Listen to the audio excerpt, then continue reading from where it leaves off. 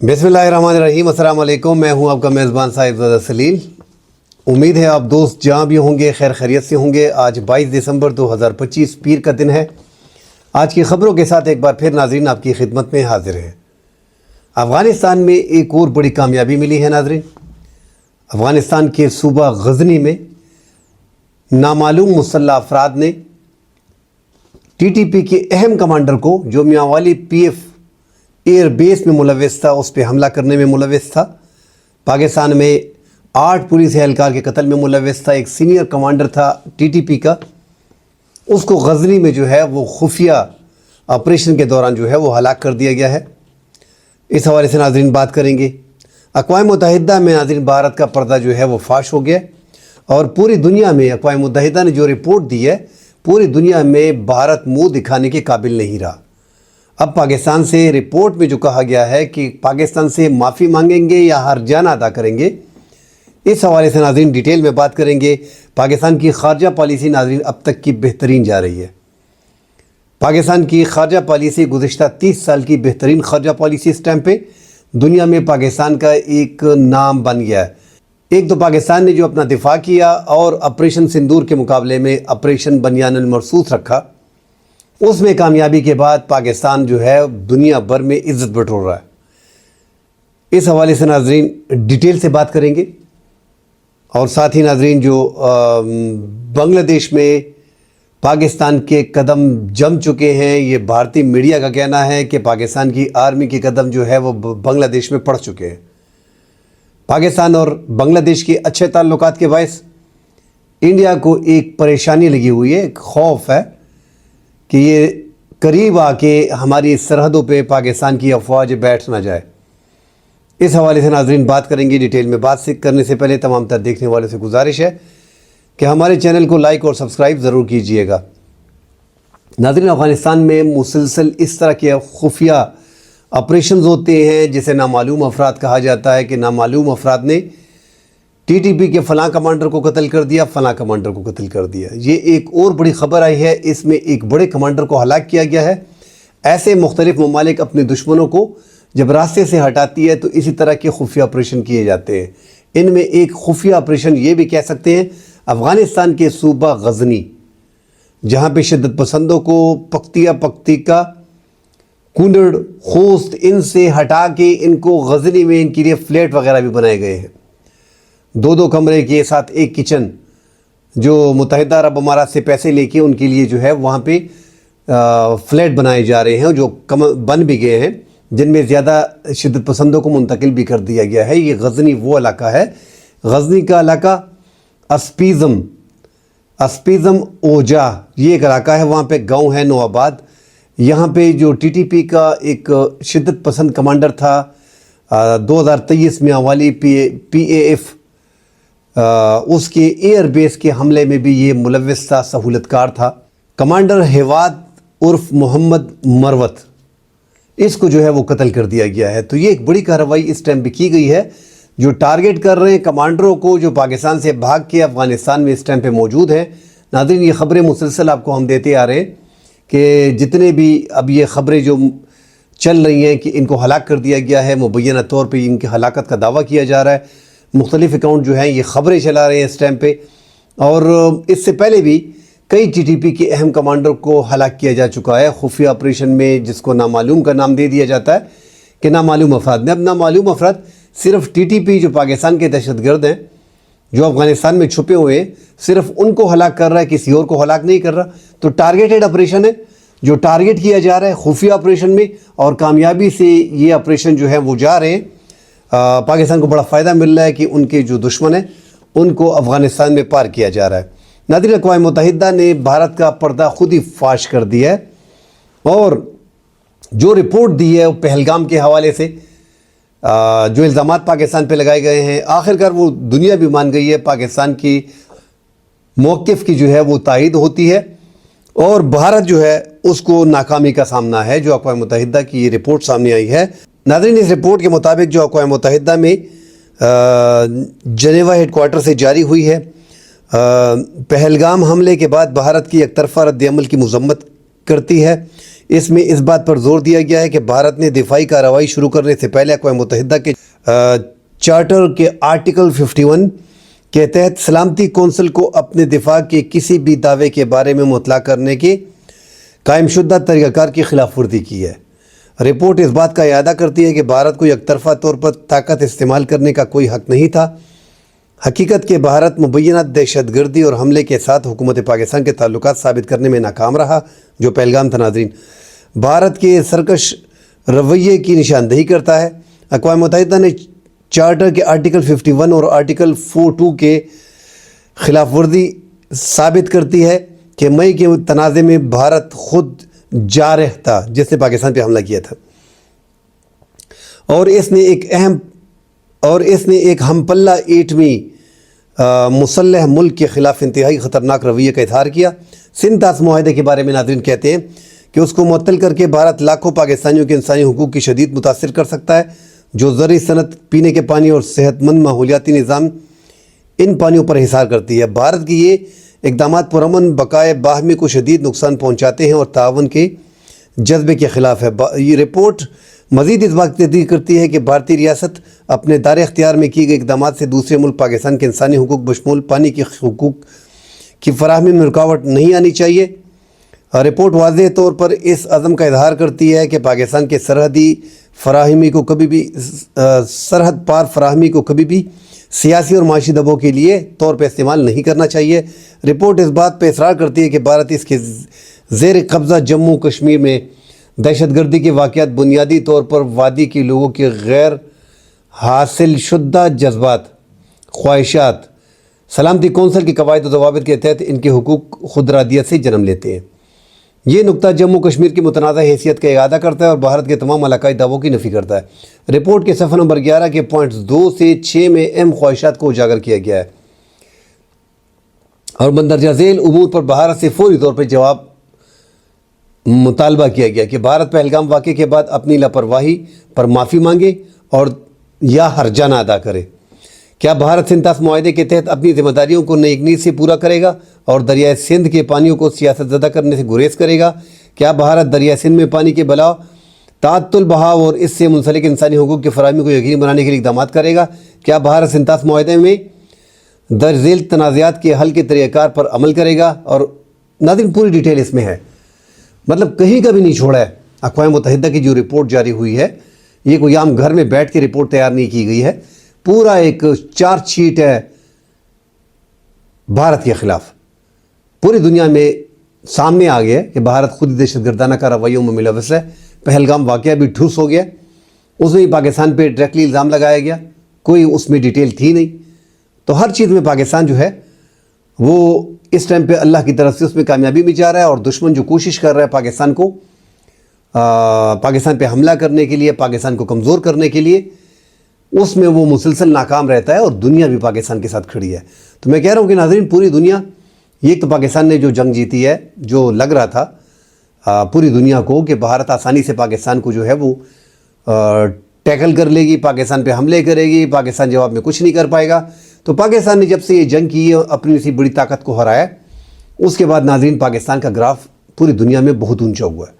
میں سیاست میں نہیں جانا چاہتا کہ عمران خان پورے ملک میں پاپولر ہے، نواز شریف اس سے پہلے پاپولر تھا، یا پیپلز پارٹی جو ہے وہ پاپولر ہے۔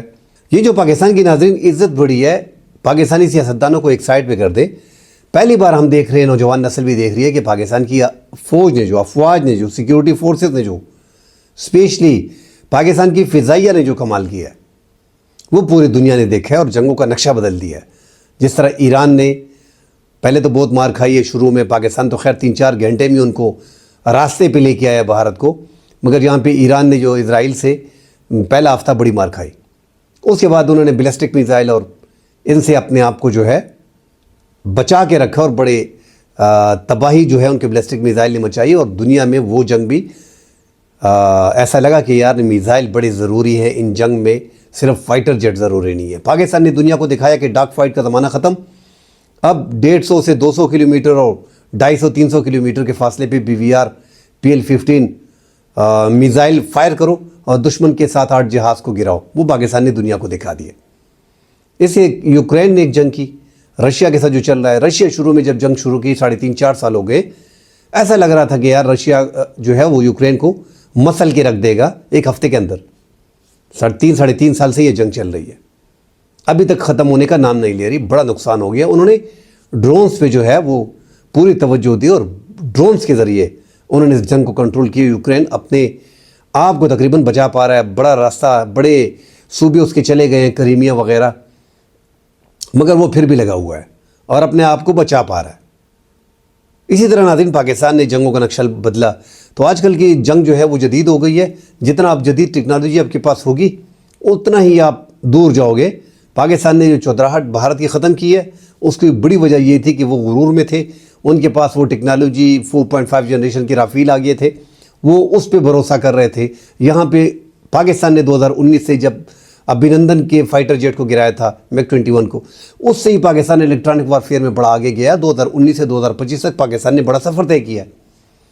بھارت یہ سفر طے کرے گا تو اس کو 5-6 سال لگیں گے۔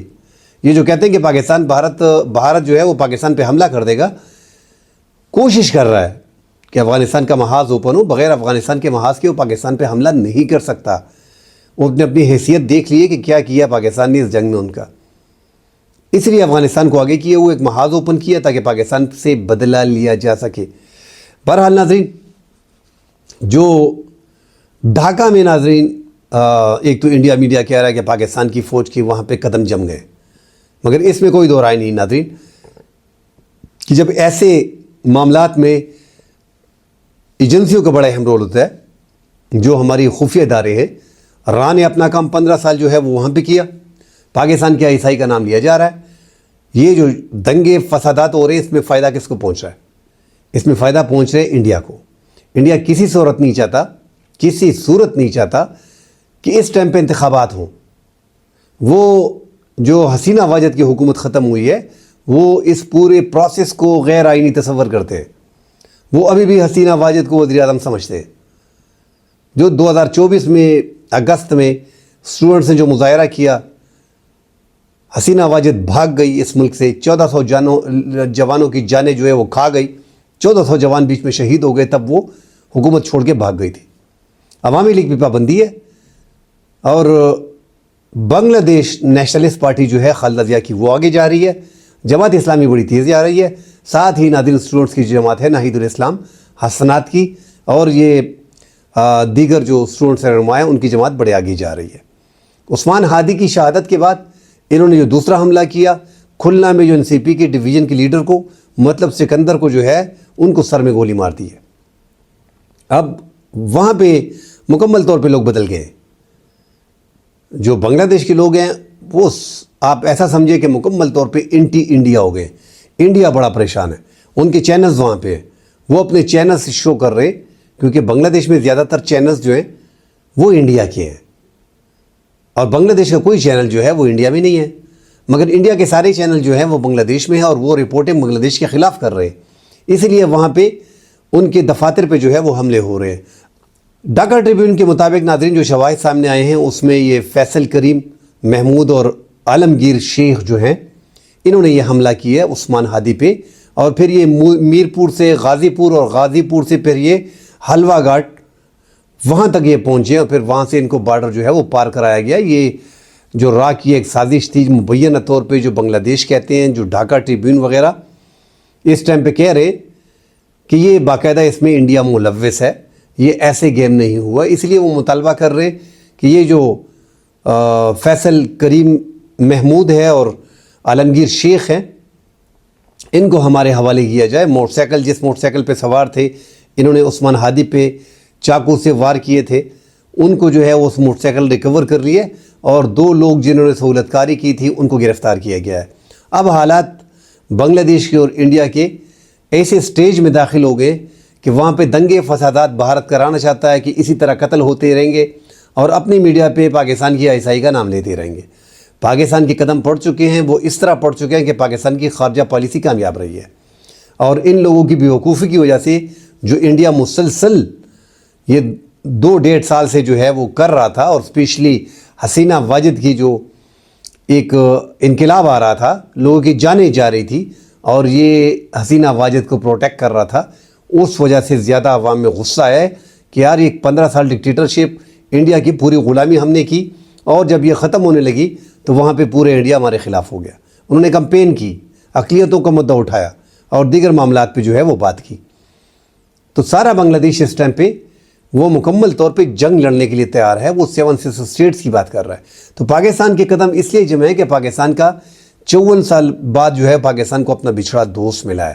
یہ پاکستان کی سب سے بڑی کامیابی ہے، اور ڈیفینیٹلی جب آپ یہاں تک آتے ہو کہ آپ افغانستان میں اپنے پاؤں جمانے کے لیے اور ایران تک آپ آ جاتے ہو، نہ آپ کے پڑوسی ہیں، نہ آپ کا بارڈر شیئر ہو رہا ہے، اس کے باوجود آپ اتنے قریب آ رہے ہو، تو ڈیفینیٹلی پاکستان آپ کے 7 اسٹیٹس کے قریب ہی آئے گا۔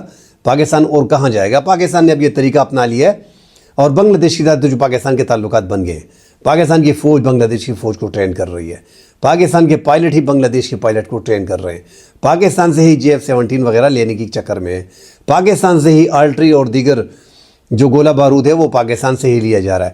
تجارت بھی پاکستان کے ساتھ زور و شور سے شروع ہو گئی ہے۔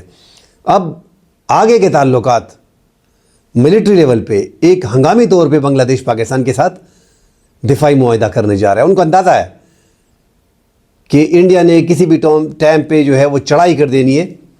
ان کو یہ انتخابات بالکل بھی اپنے حق میں دکھائی نہیں دے رہے۔ وہ چاہتے ہیں کہ ماشاءاللہ لگے دنگے فسادات ہوں تاکہ ایک بندے سے آرمی وغیرہ سے بات کی جا سکے۔